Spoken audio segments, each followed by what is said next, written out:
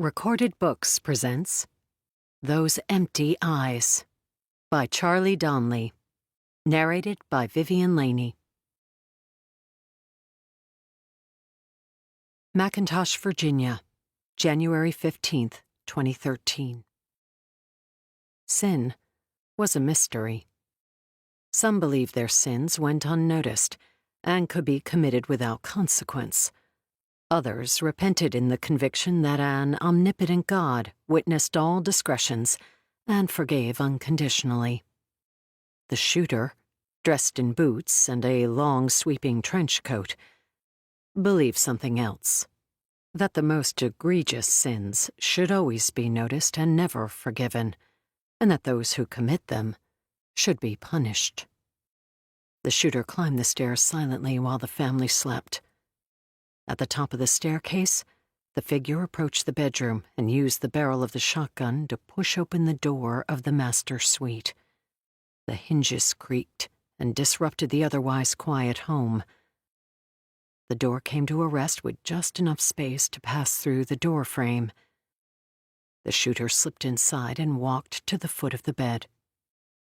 The soft breathing of the woman could be heard between animalistic snores from the man lying next to her.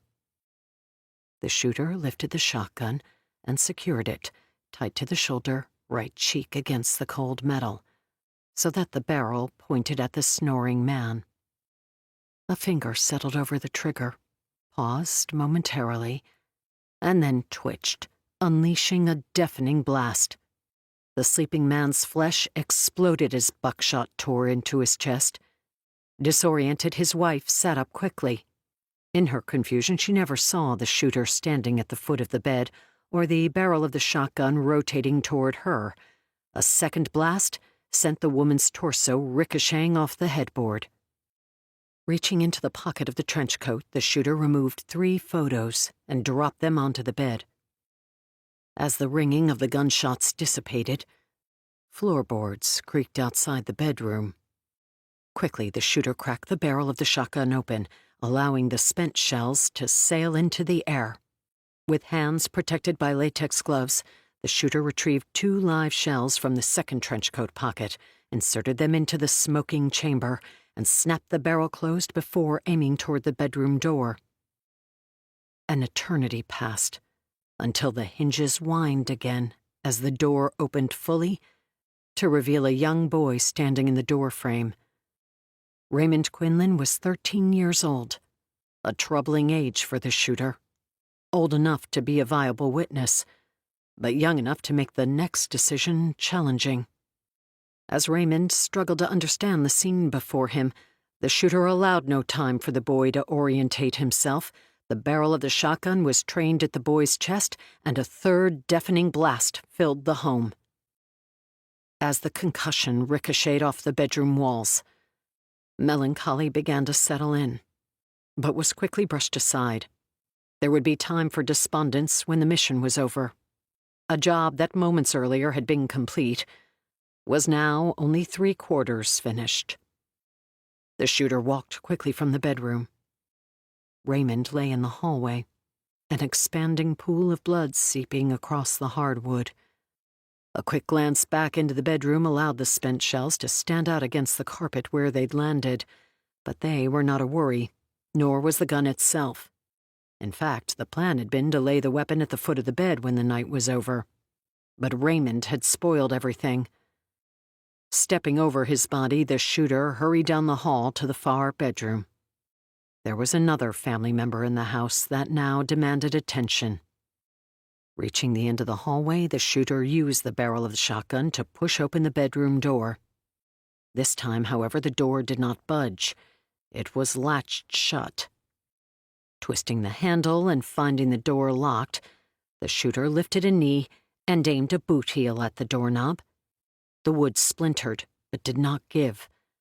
A second effort burst the door open and sprung the top hinge from the frame so that the door hung crooked from the jamb. Entering the room, the shooter saw that the bed was empty, but the covers were tousled. Placing a palm to the sheets, the bed was warm from where someone had been sleeping just moments earlier. As the shooter turned from the bed, attention fell to the closet.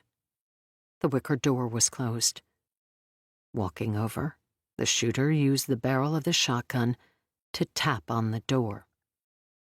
When no answer came, the shooter turned the handle and slowly pushed the door open. But the closet, like the bed, was empty. It was then that the cold chill of night drifted across the back of the shooter's calves, below the hem of the trench coat. Across the room, the window curtains twirled as they filled with the night air that passed over the sill. After rushing across the room, the shooter ripped the curtains to the side and pushed the window fully open. The screen lay on the walkway below, broken free from the frame when the final family member had escaped through the window. It was a problem. A serious error created by careless miscalculation, but not the only one the shooter committed that night.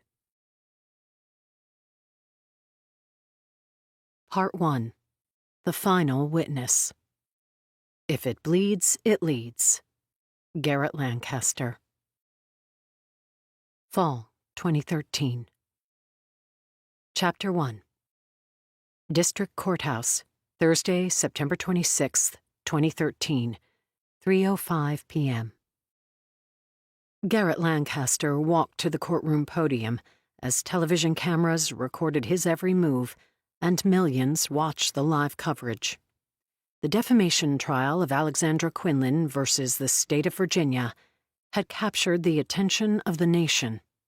Ever since the night the Quinlan family was slaughtered and the 17-year-old daughter was arrested for the murders, the country had been fascinated with Alexandra Quinlan. First, when she was accused of the crime and labeled a sadistic killer, and later, after she was exonerated, when evidence surfaced that proved her innocence. And especially now, when Alexandra had turned around and sued the state of Virginia, claiming that the McIntosh Police Department and the Allegheny District Attorney's Office had not only botched the investigation into her family's murder, but ruined her life in the process. Because of the media attention the Quinlan murders had received, Alexandra's defamation case had been fast-tracked. Predicted to last 2 weeks, the trial was right on schedule. For the first few days, Monday through Thursday morning, the jurors had listened to testimony from a careful list of witnesses Garrett Lancaster had called in strategic order. Now Garrett had Thursday afternoon and all of Friday to finish presenting his case.